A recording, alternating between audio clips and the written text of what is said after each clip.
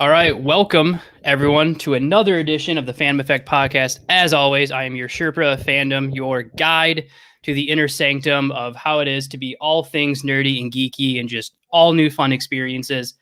Devin is not here today, thank God. I was able to hide the real link from Devin, so he will not be joining us today. So, so we're good on that. As always, of course, I'm not going to be truly alone today. I'm joined by pretty amazing special guest. One in particular, Ted, who when I told my parents who I was going to be talking to today, both of them have bugged me at least once a week. Like, let us know. Like, let us know when it's happening. Oh, let us really? know. Both of them are gigantic fans. Yeah, great. So I am joined by Ted Lange, the star of so many things. Well, the one they'll know is Love Boat. The other things they may not know. Only you and I know the other things. Yeah, we know the other stuff, Boat, but they can at least Google Love Boat and say, right. Oh, I mean, obviously, Love Boat, is iconic. And I know you're doing a lot of work, and we'll get into it. You know, you're doing a lot of stuff right now. So we'll kind of just jump straight into it. What's it like when you think back? Right, you've done a lot of things over the course of your career. So what's it like for you when you look back and you think you can see how iconic Love Boat has become, and just how much it's meant to people? Did you, when you were filming this, like at what point when you were filming Love Boat and being a part of it, did you get a sense of like, this is bigger than just like your average run of the mill TV show? Well, we didn't know. Fred Grandy, who played Gopher, he and I, we were kind of both poo-pooing the show, and Gavin MacLeod, who had done a couple of hits, he was on Mary Tyler Moore and he was on McHale's Nate. He recognized right away. He told us, he said, because we didn't know, we were young kids. He said, "Hey, this is a winner." And I'll tell you what happened is I was doing a scene one day with Bob Crane. Bob Crane was Hogan's from Hogan's Heroes. Okay. And the TV series. And I was doing a scene with him. At the end of the scene, Mark, Bob Crane did like this. He said, "Thanks for the information, Isaac." And that, of course, was my opening bit on the credits when they introduced me. Right. Every week. And I went, whoa, this guy's been watching the show. And that's when I started getting an inkling. And then we would go on cruises once a year. And the first year I went on the cruise, the bartender said, "You've got a mustache. You can't have a mustache and be in food service." And I said, "Well, if I shave off the mustache, I'll look like I'm 17 years old and I shouldn't be anywhere near a bar, And they said, "Well, this isn't authentic. This isn't real." And I go, "Yeah, well, this is television." So they kept hassling me the first year. Then the second year we took a cruise. All the bartenders had my mustache because the tourists would get on and they'd say, "Hey, Isaac, you're not Isaac. You don't have the mustache. You got to have the mustache." So they wanted their tips. So they all threw the mustache that I had. And I said, "Hey, what happened to this whole thing about no hair and food services? That kind of went out the window, huh?" He said, well, we want to get our tips." So I said, "Oh, okay." So then when fantasy starts informing on reality, you realize something's going on here, Yeah, when something as simple as like you having a mustache style becomes a trend or something that kind of knocks into, like you said, real life, then yeah, your show has definitely reached a different tier than just something that was, happened to be on TV. Exactly. And then, the people, the other thing is we would have kids on our show. And because we got the captain's daughter, and so we would do episodes with kids. Well, cruising, they didn't have kids on there. They had nothing for a kid to do on a cruise. Right. Well, they had to adjust that because our television show said you can have a kid on a cruise and there'll be things for him to do. So the cruise line had to make that adjustment where they now serviced kids as well as couples, elderly couples and middle-aged couples and young couples. So the show did have an effect, literally, on the cruise industry. Wow, that's got to be pretty crazy. I mean, just think about that. Like a television show making, I mean, what is now like a huge multi-billion-dollar industry, like actually make changes because, like you said, you're affecting real change in the real world, which is, I mean, it's crazy. And I gotta say, I just saw this, and so I gotta ask you about it. So I saw that you did your character Ted Lange on King of Queens on an episode. So this is almost two three decades after you've been on Love Boat. How did that come to be? And was it weird after that long of a period of time, like kind of reprising that role? Well, it was weird in that I couldn't understand why they picked me. And so, but I wasn't going to turn the gig down. I said, yeah, sure, I'll do the gig. Yeah. So I went in, and then the executive producer, I had done early on in my career, there was a movie called Watt Stacks. And Watt Stacks was about the Stax record industry in Memphis. And it had Isaac Hayes. It was like a concert film. And before I was known, I did a bit in the concert film. And so this guy that was the executive producer saw the concert film. Oh, wow. And so I told a lot of truths as a young up and coming actor. I put that in the movie, and and talked about show business and how it is, and the ups and downs of being an actor. And so this guy says to me, so you were in Watt Stacks, huh? So I go, oh, that's why the guy wrote this part in for me. He wanted to ask me about Watt Stacks. And he says, you were kind of angry, weren't you? I go, no, I wasn't angry. I just, the show business is tough. And I was just telling it that show business is tough. And he says, well, I felt you were angry. I said, well, I'm an actor and a director. And I said, how many black directors you got on this show?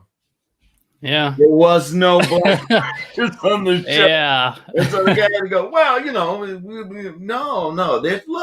There's no black directors. You didn't have that many black crew members on. And that's what I was talking about. I wasn't angry about it, but I wasn't going to, turn the light on it. I was going to shed some light on it. So maybe somewhere down the line, you'll give somebody a gig that doesn't happen to be, white, someone non-white, Mexican, Asian, black, whatever, And that's the reality of show business. And that was the reality when I did Watt Stacks. And it seems like it hasn't changed as much as I look around here either, Yeah, it's a good point. Real change is only going to be affected by real people who are, like yourself, that are going to put, like you said, maybe not a giant neon spotlight, but something where maybe one person's going to, maybe think a little bit differently. So, I mean, as you can think back, do your role on Love Boat. I mean, back then, that's for you to get that role, I got to imagine at the time was probably pretty crazy. Well, not only to get it, to keep it, because I had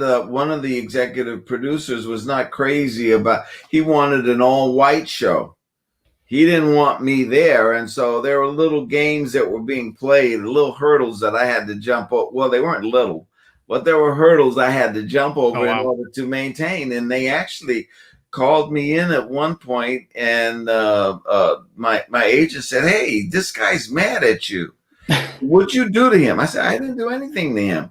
Now, what I did do, though, was I was looking for parity in my role. In other words, they would say, you're one of the stars of the show, Ted. I said, okay, fine, thank you. So I would say, since I'm one of the stars in the show, how come only the white actors are in the opening greeting the passengers? And then how come only the white actors are saying goodbye to the passengers? They said, well, you're playing the bartender, and what would the bartender be doing there? And I said, well, what is the doc doing there? The doc should be in sickbay. He shouldn't be greeting passengers. What is the captain doing there? He shouldn't be there. He should be on the bridge steering the boat out of the dock. And Good the only points. person that legitimately should be there are the cruise director and maybe Gopher. And I said, you can write anything, so write me in. Let me be, like a true thing with the rest of and that's all I was saying is give me parity with the other so-called stars of the show. And Bernie and Fred, who were Doc and Isaac, they noticed the disparity and they went and wrote a show for me because the producers weren't doing it. They wrote a show for me. Yeah, man, I'm telling you. So yeah, there were some, I wouldn't say fights, but there was some shining the light in the darkness of the room so you could see what the hell was going on. And we did that. And I was very lucky in that my co-stars were allies to this endeavor. You know? And we've maintained a friendship. The show has been gone for 40 years. We've maintained a friendship over all of these years with everyone. Oh wow. Yeah. That's really cool. Have you gone back and watched like any old episodes? Like every now and then, when you go on a Princess cruise, they have the show running 24/7. Oh really? Yeah, in the stateroom. And I think we did some kind of a charity event, and I went out on the ship and so I had forgotten some of the episodes. So I turned on the TV and watched that one. Wow, we did that. I couldn't even remember some of the guest stars, but yeah, so I've seen a couple of them since, sure, years later. Yeah. We're dive into the personal family life too much, but I gotta ask. So have you shown any of your sons as they were growing up? Do they know what the Love Boat is, or are they just like Yeah, well, my oldest, I took him on the set. He was about 4 or 5 years old, and I took him on the set, and he met some of the actors, and I think Webster, Emmanuel Lewis. My kid wanted to meet Emmanuel Lewis, and he did a guest spot on one of the shows. So I brought my son down to the set so he could meet Emmanuel Lewis. And they sort of knew, but it wasn't until they became adults that they got what the show was. But they just kind of knew I went to this place and that I act for a living, and that that guaranteed them certain toys on Christmas. But they didn't really, they didn't really get it. So have they admitted that you're cool yet, or are they trying to keep it? No, not yet. All right. Well. No, they're not gonna. They're never gonna do that. Don't look for that one. Not cool. Like dare to dream. Yeah, dare to dream is right, man. Because you're dad. You're the dad, and that's the rule. You have. You can't be that cool. Yeah, you gotta. You can be like maybe cool and like way down the road, but for now it's like well, the thing is this: their friends might think you're cool, but they go, oh man, it's my dad, he's their friends can think you're cool, but they're not gonna do it. But the side conversations of like, dude, your dad's awesome, like, dude, just shut up, like, right? There you go. That's it. Okay, so I want to take you kind of like way back. How did everything start for you? Was there anything that to you growing up was like an inspiration of like, I want to do this, or like what to you kind of set you on this path of, almost like a 5 decade long career. You're still obviously actively doing stuff we'll jump into, but was there anything early on that to you was like, I want to do this, or kind of what was that kind of that journey for you? My father was a plasterer, and he used to take me and my brother to work with him. Have you ever plastered, Mark? It's been a while. It's a hard gig. It's a back-breaking gig. Oh yeah. You gotta load up the cement and then take it over, then dump it on the thing. Then the guy's putting cement on. It's manual labor. Yeah. And my father would do that in the daytime. And then in the evening, he belonged to a theater group called the Ebony Showcase in Los Angeles. And so we would go see my father in a stage play. So my father said, hey, do you want the family business? Do you want to be a plasterer when you get to, and you wait like this, you go, let's see, acting or plastering stuff. No, Dad, I think I'll be an actor. I don't think I want to be a plasterer.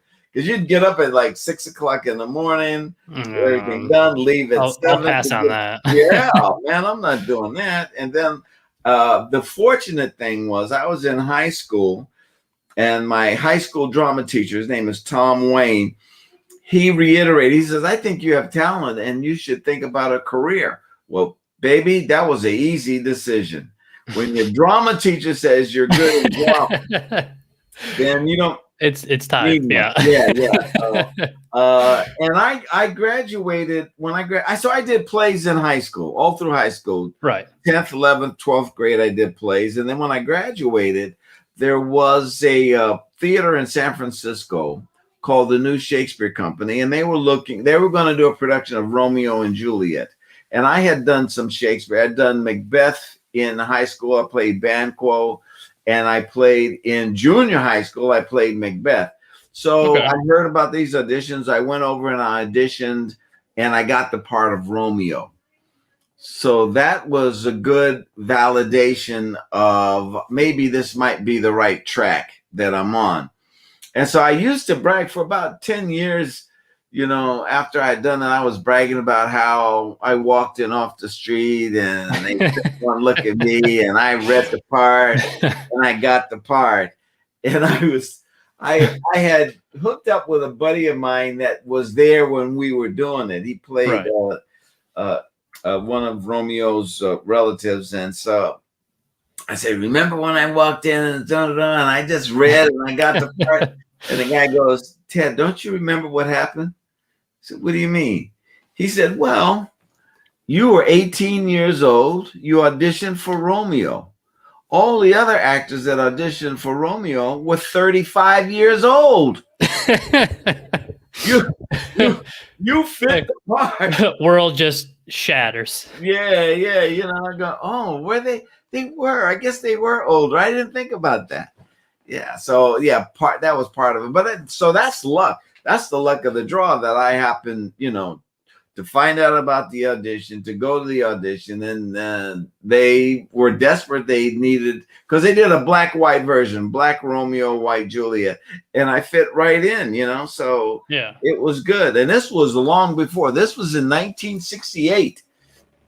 Okay. So this was before, long before they were talking about, colorblind casting or any of that. They were making a point about the situation in San Francisco through this romance, of Romeo and Juliet. Yeah. Which it's got to be pretty crazy. I mean, not only to get that at the time, but it seems like that was, a risky.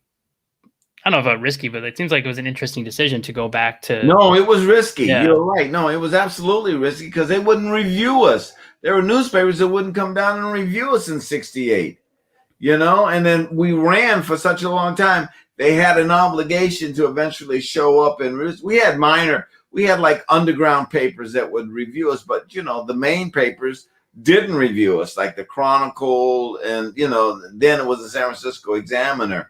So it was risky, and at that point, the civil rights movement was going on. So this was their statement. The producer and the director, C.L.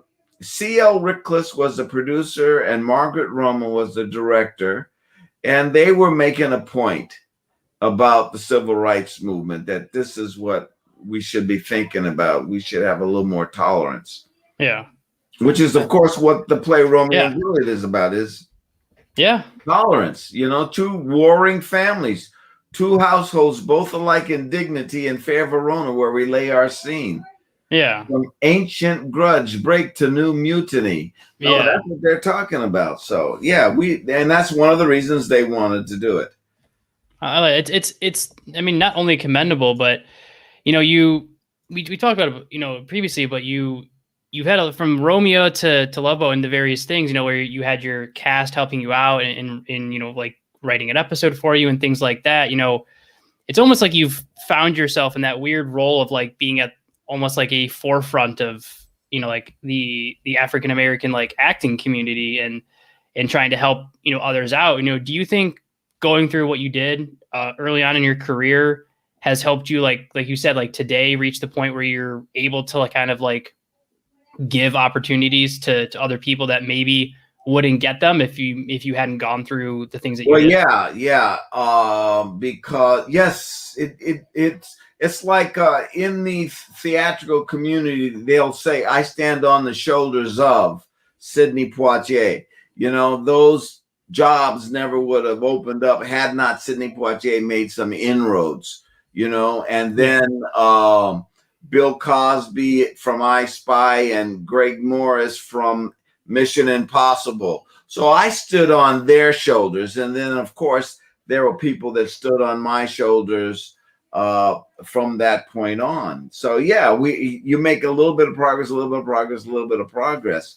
And so now it's kind of opened up with, particularly with Netflix going on. And you know what I mean? There's a whole smorgasbords of opportunity of where a person in wanting to be in show business can go. So some guy that's a poet named Common can come along and be in John Wick. Right. Yeah.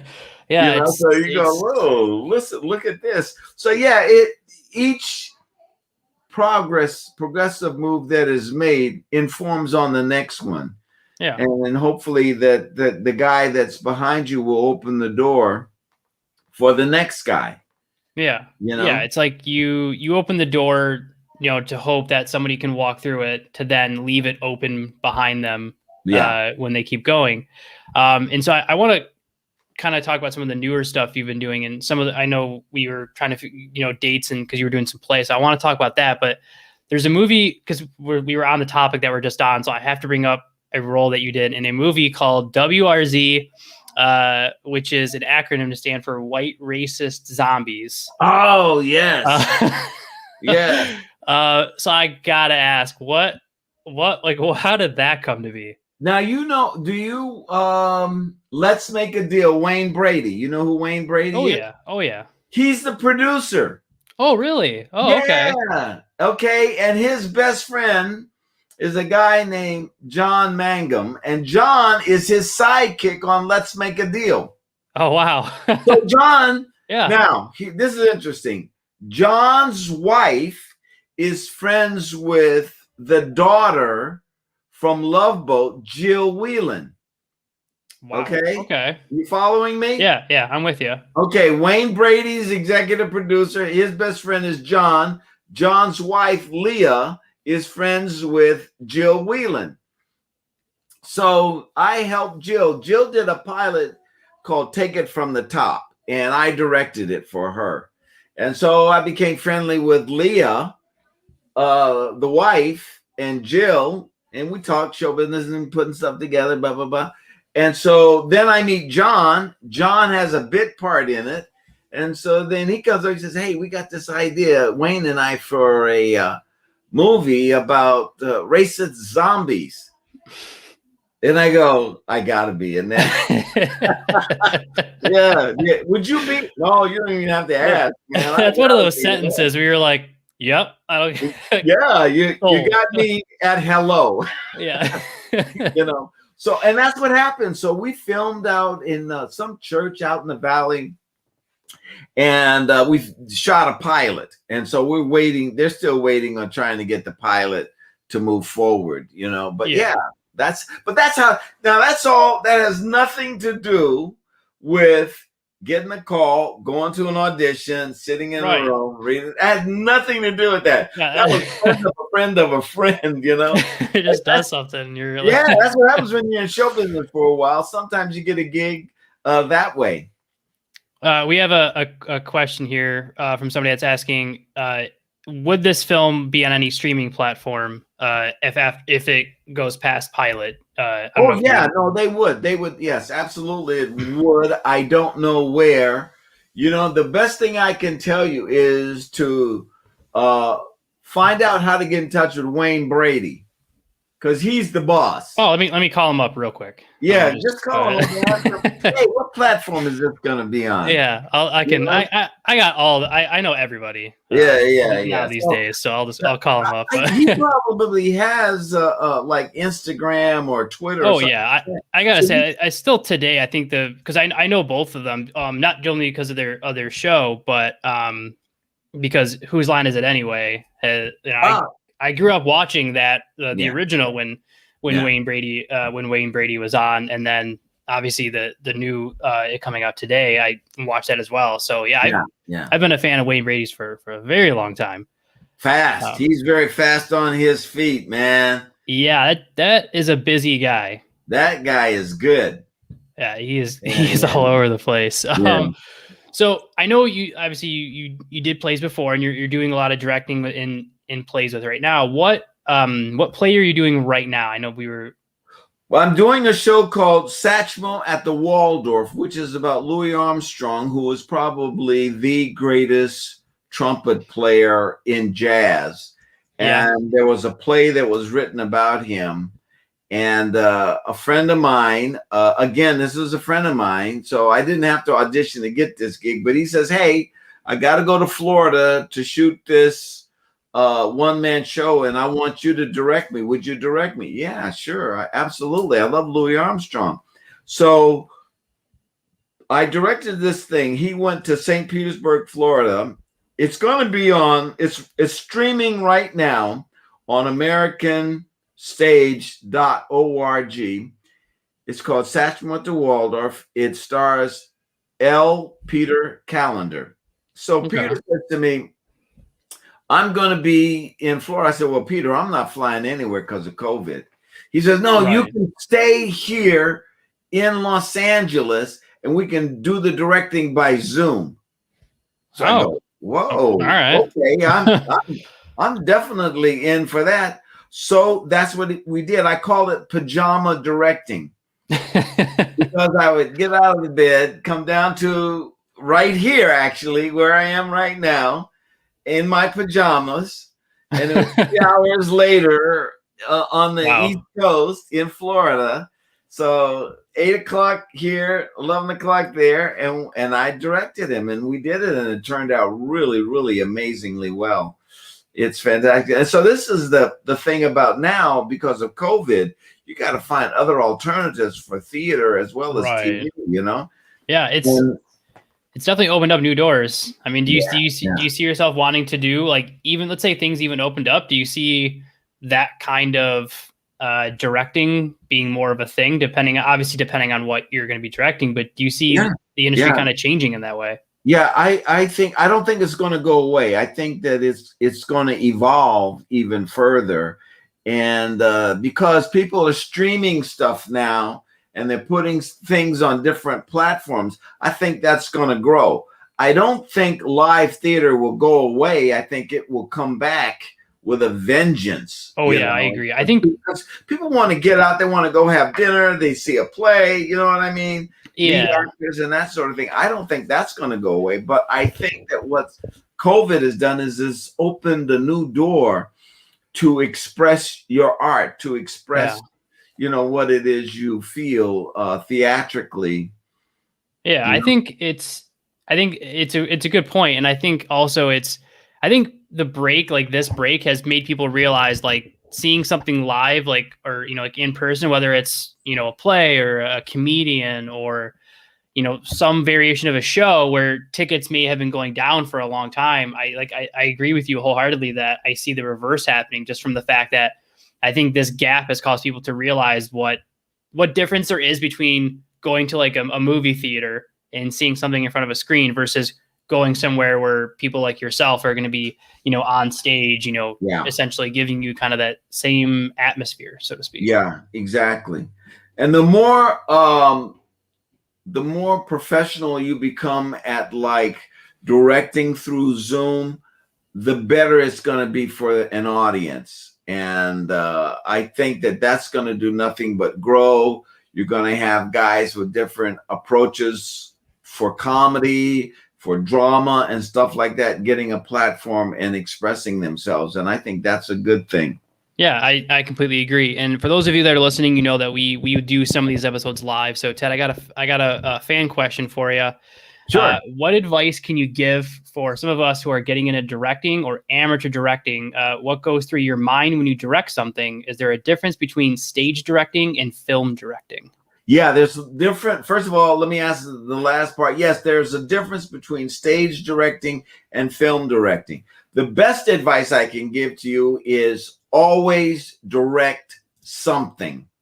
Doesn't matter, because you're going to learn each time you go out, because you're going to have to solve different problems when you're directing.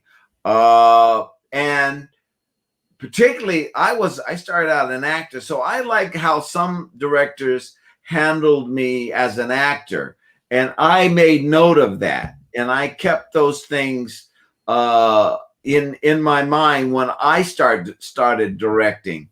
So I'll give you an example. I'm gonna give you an example. There's a guy named Jim Burrows who was a director, and he directed Will and Grace.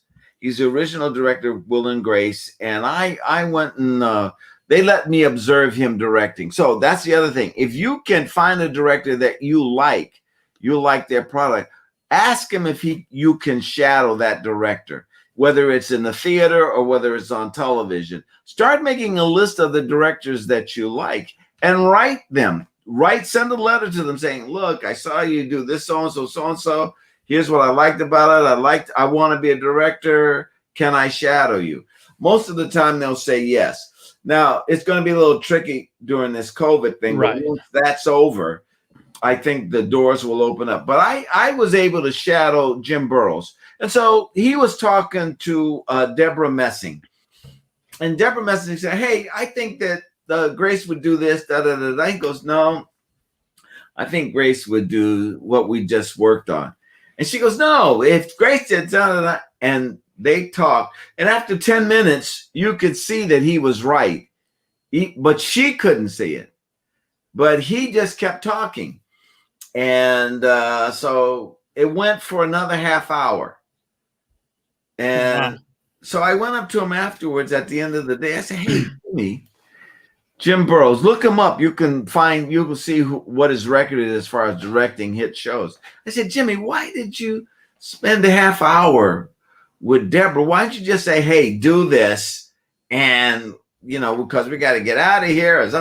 He says, because today it took me a half hour. He said, tomorrow it's going to take me 20 minutes. The following day, it's going to take me 10 minutes. And then pretty soon we're going to be in a groove. Okay. Yeah, it'll be a shorthand, and she'll trust him. You know what I'm saying? Yeah. And so that was a great lesson learned, because I've seen other directors go, hey, just get in there and do it. I don't need to hear all of this, So that's not as strong a director as some guy that goes, well, here's what I was thinking, and I'll tell you why. And that's what I do. So I tell actors, I say, look, when we do this piece, I'm going to talk a lot, because I want us to be on the same page, so that when we do this, where I'm coming from. And so give an example. I did this thing, Satchmo.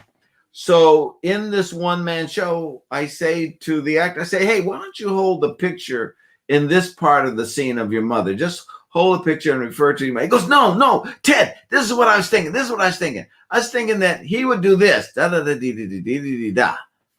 And I went, that's a good idea. Now, that's the other thing about being a director. You have to recognize a good idea when it comes along.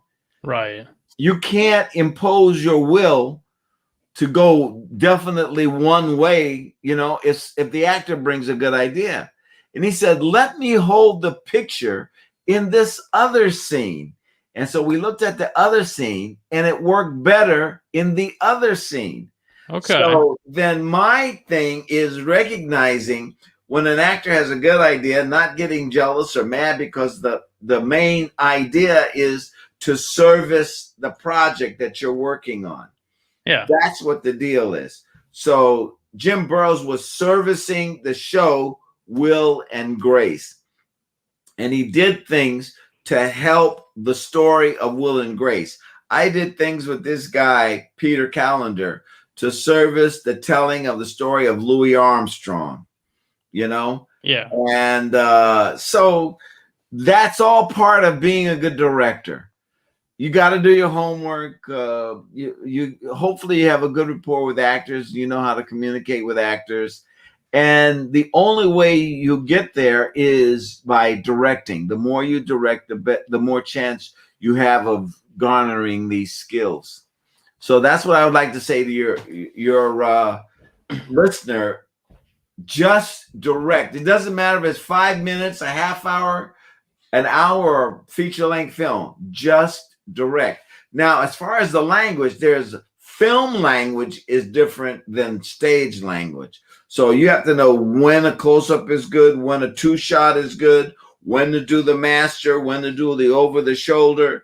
You know what I mean? You have, and then what happens is as you tell the story, let's say cinema, you tell the story, and the most important part is when the guy says, I'm really a thief. Well, do you want to be in a long shot or do you want to be in a close-up? There are rules. Know the rules, what they are, and then that's what you get. You know that you're not going to use the long shot and that you got to make sure you get that close-up when the guy makes his confession. I'm really a thief in this close. I'm really No, you don't want to be 10 yards back. The guy goes, hey, I'm really a thief. So you got to learn the rules. You learn the rules. So read cinema books, read biographies on famous directors, either film or stage, and you pick up gems from their experience that you may be able to use in your experience. I like that. It's a good lesson. It's a good lesson kind of in life in general, to drive to what you're looking for. If you see something, just try to make it happen. Like you said, email, message the directors and see what you can get going. Yeah. And I want to dive in a quick minute here who Ted is. Obviously we talked about this stuff previously, which I got to tell you, the way when I first came in, the way what you said is going to be a memory for me, and I'll share it in a second, but this might be a harder question to answer. But when you think back to the beginning of your career to now, what to you, like, if you look back and you want people to think, like, what was a Ted Lange career? What would you think people are going to say that is? Well, I think that they're going to talk about the television aspects of what I've done, but I haven't only made my living on television as an actor. I've had to kind of dodge. I mean, I had to, for a while there, I couldn't get an acting job. Well, I still wanted to be in show business, even though I couldn't get an acting job. So I started directing, and then at a certain point, well, the acting and directing is kind of starting to dry up. So I started writing. I started taking writing classes. Warner Brothers had a minority writing class, and I got in the class and started learning how to write movies and sitcoms, Oh, wow. And then I was very fortunate in that I would talk to the writers on our show, Love Boat. I said, hey, and I wrote some episodes for our show. Oh, wow. Very cool. Yeah. So listen, there's a show that I did on the Pointer Sisters. If you Google the Pointer Sisters on Love Boat, watch that episode. I wrote that episode with my partner, Jean Ford. She and I wrote this episode. So my whole thing is wanting to make a living in show business. And my big secret is if they wouldn't hire me as a director, that wasn't the only thing I needed to do. I could do other things, and I tried to learn the other skills that I would need, And so and the great thing about that is, so I learned about lighting in the theater, okay? Because I would hang lights in the theater, and then I would light a scene and figure out how I wanted to tell the story. The great thing about that is sometimes some guy, you're in a theater and the guy says, well, we can't do that. And you go, yes, you can. Here's how you do it. You have the information. Yeah. they can't, bullshit you on what well, I can't do it. No, you can. I'll help you. Here's how we do it. You have the solution. So I don't necessarily ask for things that are outrageous, but I do ask for things that help to tell the story. And I thought them out. And then now our job is to implement those ideas to see the fruition of it work, Yeah. You've worked with a lot of people over the course of your career. Are there any particular people or particular memories that stand out to you as like, I guess what you would call like iconic moments for you?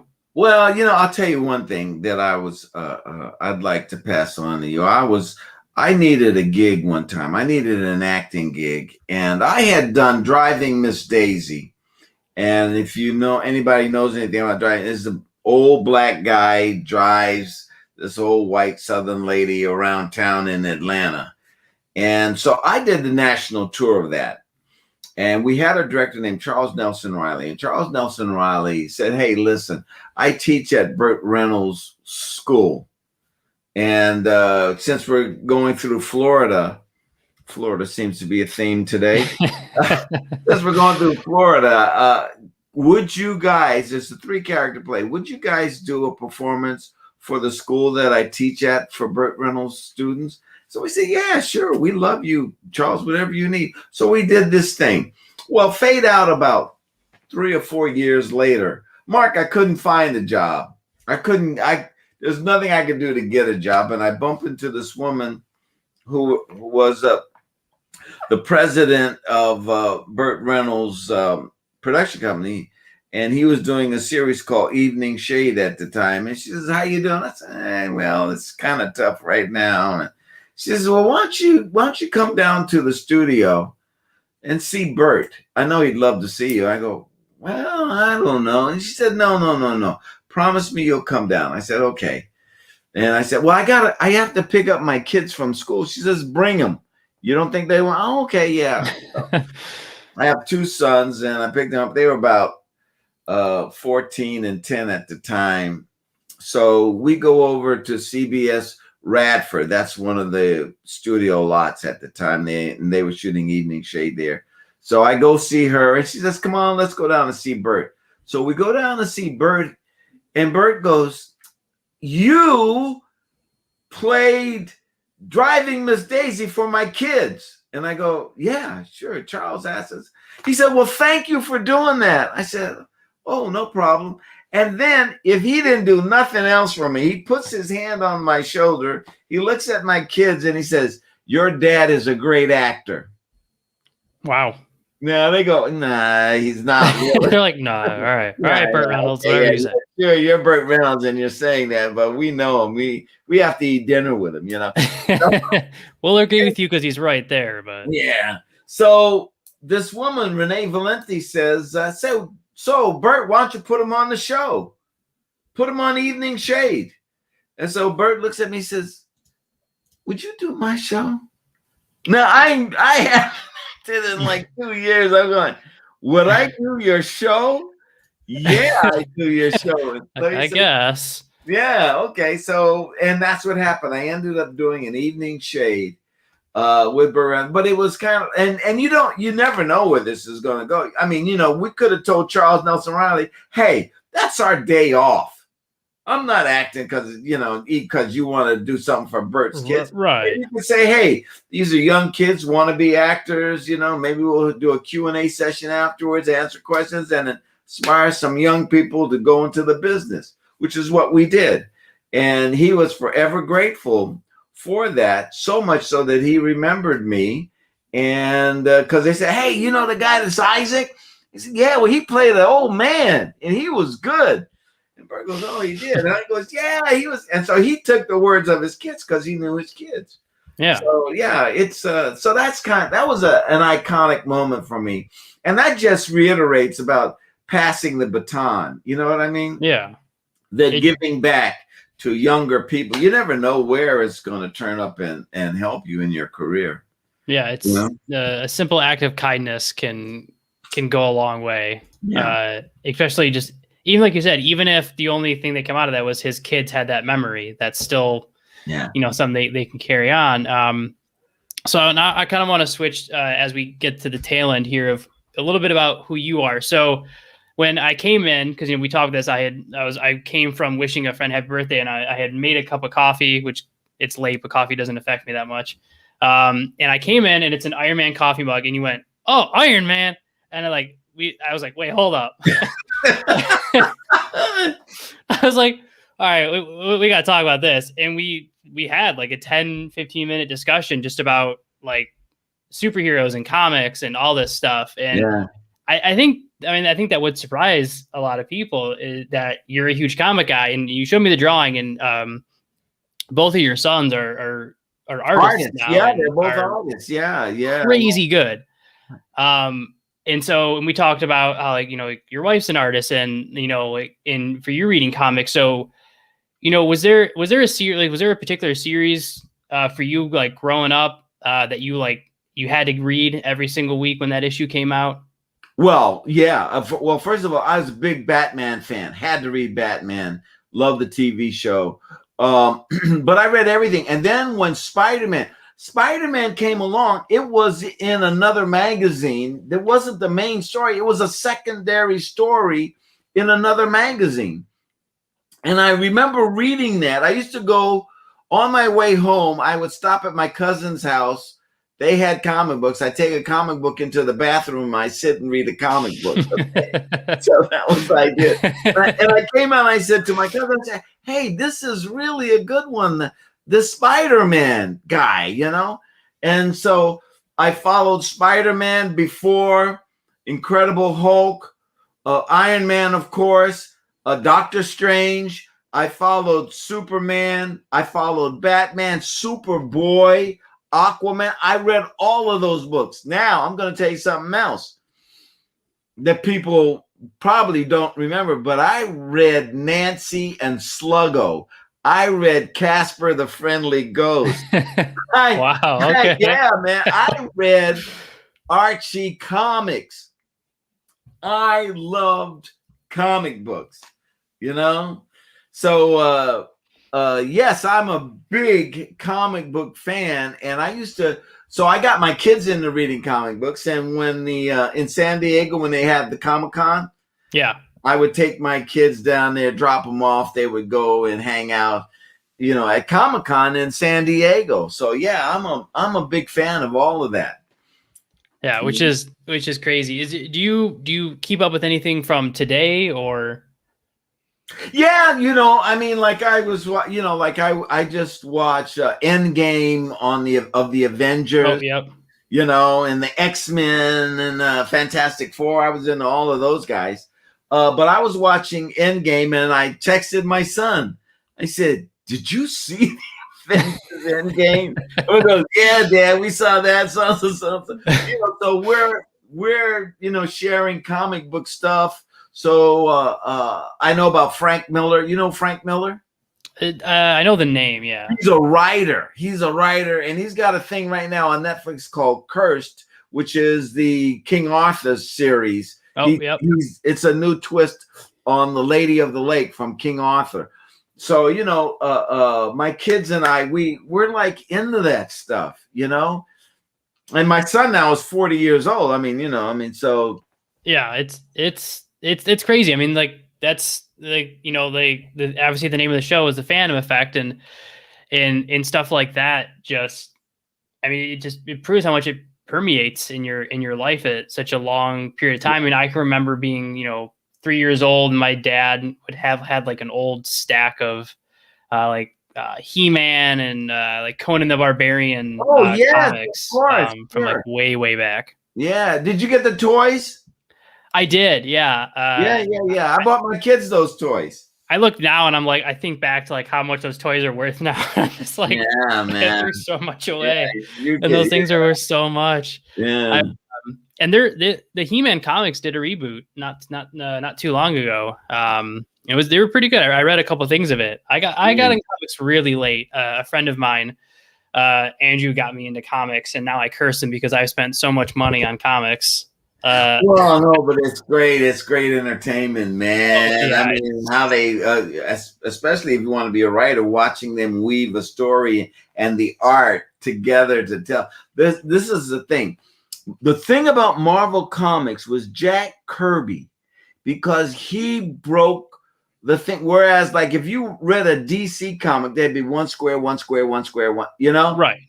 Jack Kirby, the artwork became this thing where this guy would do 2 pages of a thing, of a machine, Mr. Fantastic would be working on a machine, and it would be both pages. That just tore everything up, So then I drifted from DC into the Marvel Kingdom, Yeah.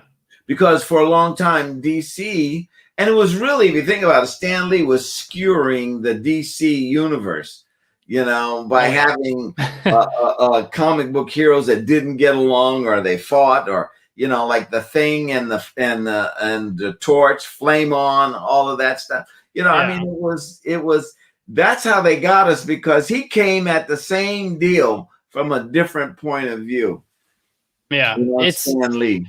It's crazy. I mean, now like digital comics are becoming a huge thing, and it's like I said, this thing has also helped people get into comics and things, because it was more easily accessible during the pandemic for people to go on their phone and read comics on their phone versus like having to go to like a comic book store if they didn't feel comfortable going to one. Yeah. And so we've talked about it on this show before, like how to advise people getting into comics, because there's so much, especially because there's so many heroes, and there's always new stuff, and there's always old stuff.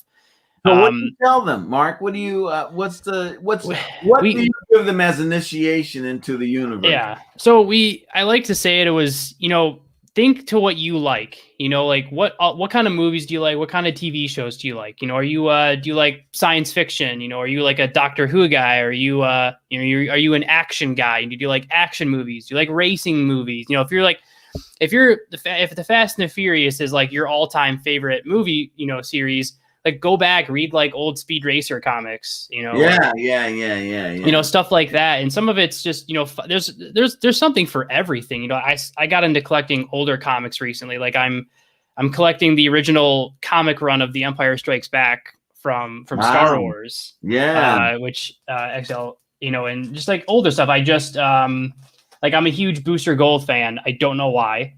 But for some reason, I love Booster Gold as a person. So I went out, and as like a treat to myself not too long ago, I went and grabbed like in like a issue 1 of Booster Gold when he first came out. Get that? How did you find that? So there's a website I use called comics, I think it's comicsology.com, and it's a trading comic site. So they will get older, rare, and signed comics and like look them in. So like it was expensive. I mean, it was not super cheap, but I've just been such a Booster Gold fan. I was like, I have to have the very first appearance of Booster Gold. Like I have to have it. Works. Yeah, because that's how it works. Because if I ever got a chance to get Dan Jurgens to sign it, like that to me would just blow my mind. Obviously, like for those of you listening, Dan Jurgens is the creator of Booster Gold for DC, along with, I mean, he's still working for them today on stuff. Yeah. So besides comics, is there anything to you that like you just love? Like, is there like a TV show or a series that's like the quote unquote guilty pleasure of like you'll watch this movie nonstop? Or I'm watching Mandalorian now. Okay. I like Mandalorian. I took my kids to see Star Wars. And I was in Grauman's Chinese Theater the first Saturday that they showed the 7:00 show of Star Wars. Oh, wow. It was 78, something like that, or 70, whatever it was. Sitting in there with my wife and the kid. The kid was a baby. All right. And we're sitting in Grauman's Chinese, and you see a spaceship go by. And we were used to that. Then you see this big spaceship from over your head. Yeah. And Mark, it kept going on and on and on. And by the time the ship finished, the whole audience cheered. Wow. We knew after that it was going to be a great ride just by that. And so, I mean, that was a magic moment. And then I remember they came out with the Billy D. Williams Lando Calrissian, and Love Boat had a similar toy of Isaac as a toy and Lando. So I kept taking away the Landau Calrissian toy and giving my kid the Isaac toy. And he would go, Dad, no, where's my Landau? I said, you don't want Landau, don't you want? He goes, you want Love Boat toy. So I love the Star Wars stuff. I think particularly the early ones, particularly like the first three. I mean, right. those were. I mean, later on when the technology got all great and everything, but then the stories kind of fell down for me. So and Star Trek. You watch Star Trek? Oh yeah. I grew up watching the original with my dad, and then grew up obviously with like Next Generation. And I've through conventions, because I do cosplay and stuff, I've met Data and Geordie LaForge at various conventions. But yeah, I love Star Trek so much, and Star Wars. Let me tell you this. You know who Chris Pine is? Oh yeah. Okay, Chris Pine's dad was in my plays.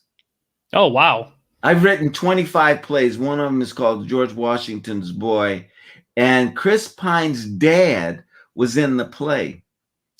And Chris Pine, when he was a teenager, would come to my place to see his dad. Wow. Okay.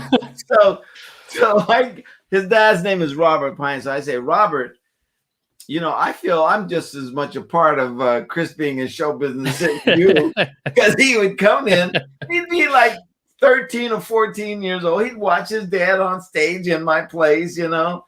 And so I'm really, it's fun, you know, that's again a passing down of the right, yeah, fun, you know. But so Chris went to Cal Berkeley, and I said, Robert, how did he get into the thing? He said, well, he didn't want to be in a fraternity. He didn't want to do this. And the only thing he really knew real well was theater. So he took some theater classes. And then once he was in theater, because he wanted to meet girls, once he was in theater, that was it. He was gone, man. And then, of course, they picked him because he's a great leading man. Yeah. I mean, the stuff he's done up till today. I mean, I'm sure what he'll do in the future is. Yeah. No, he's wonderful. Yeah. Oh, yeah. Which down. That's a crazy story. Yeah. So I'm gonna pose an interesting question for you as we get ready to wrap up. So between comics and to going into the movies today and acting, let's say you could pick a comic book hero that maybe hasn't had a role in movies or TV, or redo one, and you were going to play that character on a TV or movie, what would be your go-to? Well, I'm going to tell you the truth. I came up with an idea for a movie that I wrote. And being a geek, the movie I wrote was about Sherlock Holmes. You know, okay. Sherlock Holmes? I like Sherlock Holmes. Yeah. So I put a black guy. At the time that I wrote it, he would have been my age. I think it was about 40. And I put him in England and got him involved in a Sherlock Holmes mystery. And it's all credible. It's not like, you know, oh, what is it? You know, no, it's all credible. And okay. So that's what I would say is that doing like taking something like Sherlock Holmes and then working a guy into it. I'll give you an example. Did you know Will Smith, right? Oh yeah. You remember the Wild Wild West that he did? I love that. I love that movie. I hated that movie. And let me tell you why. I don't think it was credible being a black person at that time to do the things that he was doing. Oh, what yeah. I think they should have used was that time for him to be there out of slavery. You know what I mean? He's going through the West and all of that. You can't ignore it. You got to use it. and they didn't use it. They ignored it like, well, it's Will Smith, No, you got to use the time frame and put him in there so that it works for the audience. You know what I'm saying? To buy. And that's what I do when I do stuff. I look for the root of the character being involved in the thing, because the secret is this: you can write anything. You can write anything. So why not draw from authenticity? See, one of the things I happen to do is I write historical plays. I call myself the footnote historian. So I got a trilogy that's on Amazon. If you go to Amazon, you can see some of my plays that I've written. But I got one about George Washington and his favorite slave. I got another one about a woman named Mary Bowser, who was a spy for the Union Army, and she was in the Confederate president's house. Her name was Mary Bowser. That's called Lady Patriot. And I got another one about Harper's Ferry and John Brown. So one of the things that I do as a writer is I try to utilize the factual situation and then see how can a black character emerge from that. Right. That's like they're using the reality of the situation. Like there can be a limit to where when you ignore reality, something goes from like having a real feel to it to too much of a comedy feel. Like you said, like with Wild Wild West, like maybe that would have helped the film have a more like real tone to it. More in the truth of the situation. It wasn't rooted in the truth of the situation. It was rooted in a TV show that a white guy had been the lead. Yeah. You know what I mean? Robert Conrad. And as a matter of fact, when I was young, I met Robert Conrad because I grew up with the Wild Wild West. Yeah. You know that's did you know that show? Oh yeah. Wild Wild West? Bum, bum, bum, bum, bum, bum. So I told him I did a fantasy island, and in it I had to climb up the side of a Ferris wheel. And I said, as I was climbing up the Ferris wheel, I said, Robert, I used your theme song from the Wild Wild West. So I was singing, bum, bum, bum, bum, bum, bum, bum, bum, bum, bum. And he loved it, you know. So yeah. Do you think it depends on like the movie? Like I don't know if you saw Free State of Jones. Yes, I did see that. I did see Free State of Jones. So do you see like if a movie where if you do have like a leading role, obviously Matthew McConaughey is one of the lead roles, but do you think a movie like that did the realistic justice? Yeah. No. No, I don't. There are we've got heroes that our history has erased. Do you know what I'm saying? Yeah. I was just reading a thing about 9/11, where there was some black guy that was a hero that ran into, but when they made the movie, they made it a white guy. You know what I mean? So there are sometimes our stuff gets erased. Play It Forward. You seen that movie? Yeah. Play It Forward with what's the guy's name? The big white actor. You know what I'm talking about. Yeah. He was in Usual Suspects. Kevin Spacey. Yeah. Play It Forward was in the book. It was a black guy. Did you know that? No, I haven't read the book, so no. Yeah, in the book it's a black guy. So you know when a really good black comes along, they right there. But I'll tell you this: like I liked Will Smith in Enemy of the State. I thought that was handled legitimately. You know, some guy bumps into an old friend. The guy drops the thing in his shopping bag, and the guy's off on another adventure. You know, so it can be done, but it's gotta be rooted in the truth of the situation. And if you don't root something in the truth, then somewhere along the line, you've seen this, you've been in the movie, you go, oh, come on. Don't open the door. You know the monster's behind the door. Why are you opening the door? You know? And they go, Yeah. And then They won't.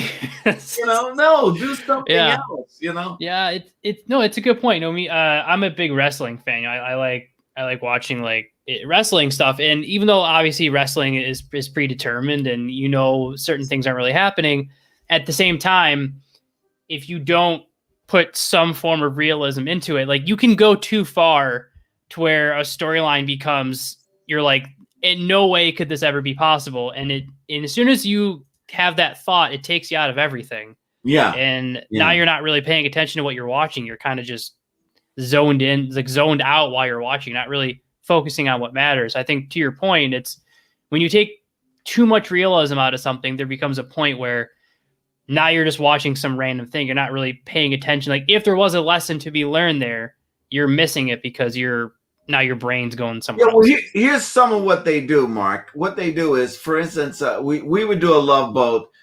And let's say to satisfy the joke, I would be lactose intolerant. Okay, and so we would do the joke. I'm lactose intolerant. Then the next week we'd come in and they'd have me drinking milk. And I said, hold on just a second. Well, what do you mean?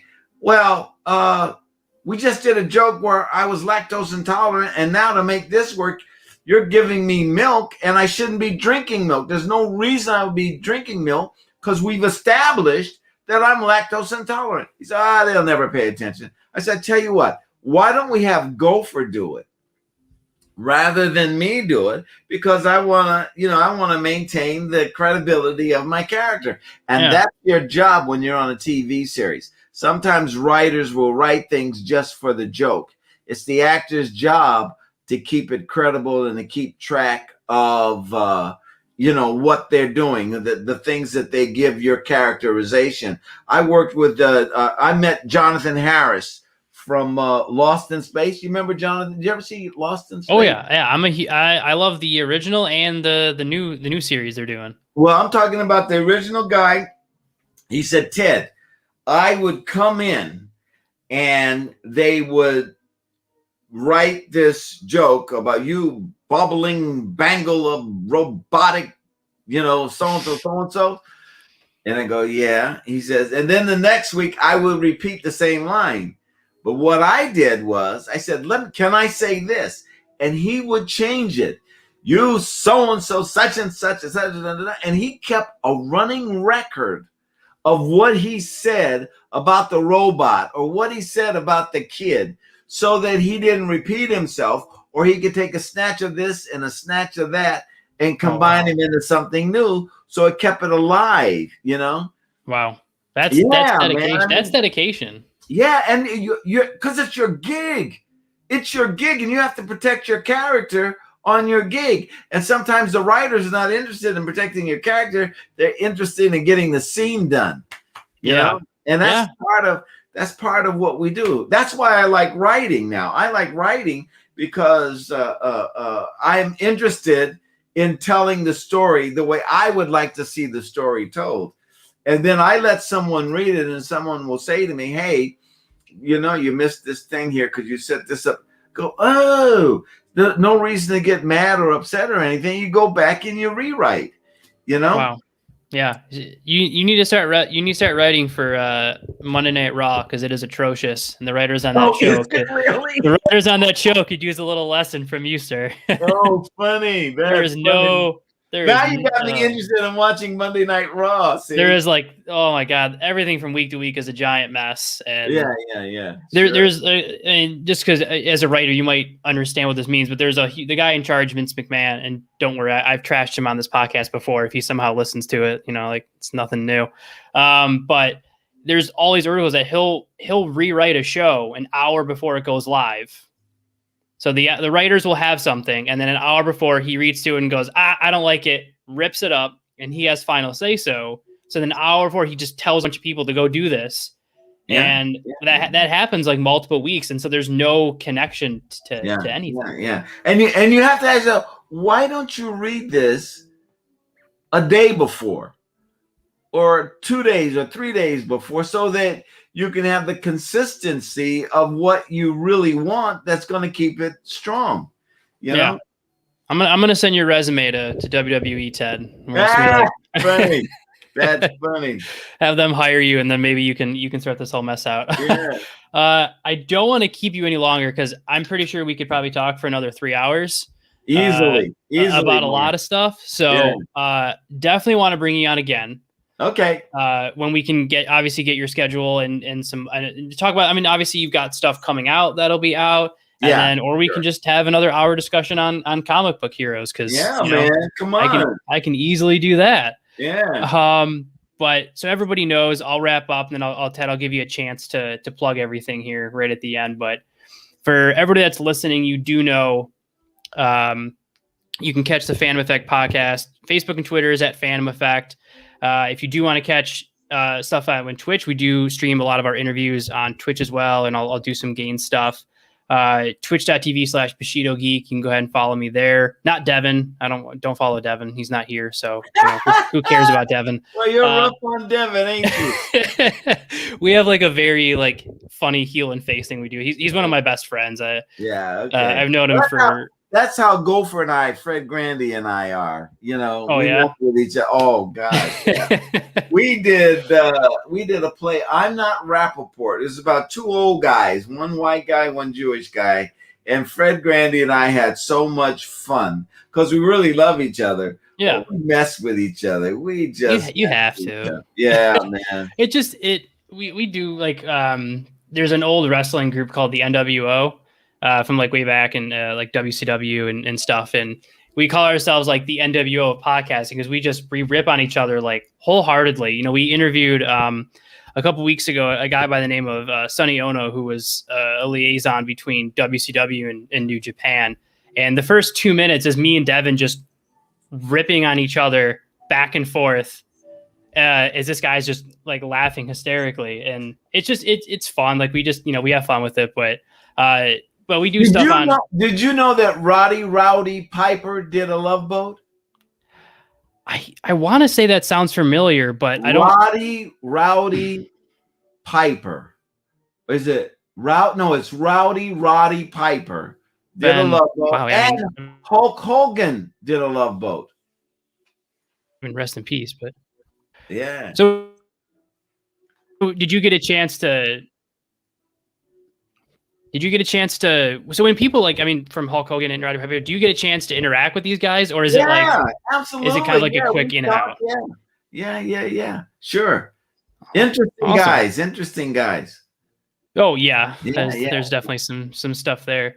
Has there ever been like a guest that came on whether it's Love Boat or anything else that you like for some reason, like you said, like you're friends with the cast from Love Boat to this day? Was there ever like a guest that came on that for some reason you guys just were like, nope, this guy's awesome, and like you're still like you just still keep in contact? Oh, geez. Well, there's certain people I knew. I'm just trying to think, like Robert Guillaume, who he's passed away now, but he was a good friend of mine, and he did a Love Boat, and we always stayed in touch. And Ron Glass. He was another guy. He was on Barney Miller, and but these guys have all passed. Yeah, I can't think. The Pointer Sisters, but I knew them in high school. No, just like Gavin and Bernie and them. The regulars. Yeah, but not someone say like I met on set and then Yeah, no, not really. I gotcha. I mean, to be able to kind of interact with those different people, I got to imagine is pretty crazy. Yeah. And of course, even though we got in a random side tangent, but if you are curious about listening to, if this is your first episode or a past episode, the whole point of what we do here at the Fandom Effect is to talk to not only amazing people like Ted, who have stories and experiences that, really you don't get the chance to hear all that much, and have, like you said, like lessons they can pass on that sometimes you're not going to be able to get to hear anywhere else. And hopefully this, along with other episodes, has kind of helped you maybe find something you might want to pursue, whether it be acting, or maybe you've never picked up a comic book before and you just heard me and Ted, splurge about it for 15 minutes. And you're like, oh, maybe I'll check this out now. Cause it's, it's led to me having some crazy experiences. Like, Ted, did you ever watch, you remember the original Thundercats? Oh my goodness. Wow. Yeah. So that's like, it came out before I was born, but like those shows were repeating as I was growing up. Yeah. And it was way later. It was probably like 6-7 years ago, but I met the voice actor for Lion-O from the original Thundercats. Because I didn't know this, but he's also the voice of the Cuckoo for Cocoa Puffs bird from those commercials back in the 2000s. I love it. And we were talking to him for like 15-20 minutes, and he did the Thundercats thing. I mean, that was 7 years ago, and I can still in my mind picture his voice as he did that. Yeah, that's great. And that's why we do things like this, and so it was really cool, like to hear that you're into a lot of these different things. And hopefully I can see some of your son's artwork in a DC comic one day, or a Marvel comic, or some sort of, or an indie comic or something. Online, my youngest son is Turner Lange, Turner, and my oldest son has my name, only he's the fourth. And I think you can find, if you Google their names, you can find their work, their animation, and their comic book artistry. Online. So I encourage everyone to do that. I'll try to make sure when I post this as the episode itself, as the audio, I'll try to find some of their links to their work and post them so people can check out their work and check out some of the stuff that they've done. But like I said, Ted, I'd love to get you on again one day, because like I said, I'm sure we could talk for just hours and hours. For everybody that's listening, hopefully you enjoyed this as much as I did and got a memory out of it. I know I did. Of course, you can catch all of our episodes on every major podcasting platform, whether it be, if you're an Apple guy or Pandora guy or Spotify, or if you're crazy and you somehow use Alexa to listen to your podcasts, we're on there as well, but I don't know why that's a thing, but it is. So if you want to be weird, go ahead and, I don't know, shoot that off. It's weird. I don't know why Alexa has a thing hooked up for podcasting, but it does, and we're on it. So go ahead and check that stuff out. New episodes every Friday, bright and early. Bonus levels every other Tuesday. We got a lot of cool stuff coming up, and hopefully you guys can keep watching and keep learning. And just remember that fandoms are about just finding that next door to open. We like to say that when you do find one fandom, 3 more are going to rise to join it. Yes, I stole that from Hail Hydra, from their line. But it stands true because, getting into, like we talk about it here, you can get into a comic book and that leads you to be, wanting to watch the movie, which then makes you want to watch the TV show, which means you want to play that video game that person's in. And the weirdest things will connect you to different things. And so I just want to make sure to encourage everyone out there to just, if you think something is going to interest you, go ahead and pursue it, get into it, find your passion, find the truth, as Ted would say, find the realism behind things, and just experience things. That's what we're here for. So hopefully you guys will continue following our Fandom Effect journey here. And I will see you guys on the next edition of the Fandom Effect podcast. You guys have a great day.